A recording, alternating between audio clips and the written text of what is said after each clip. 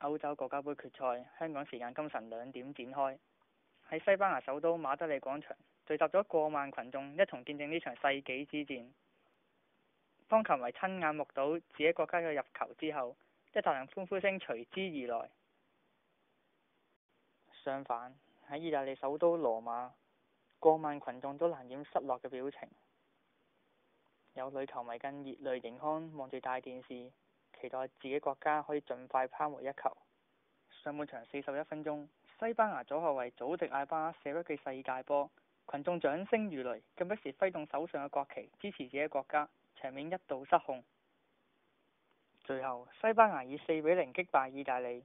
除咗首都馬德里，喺邊部城市薩拉戈薩，球迷亦顯得相當興奮。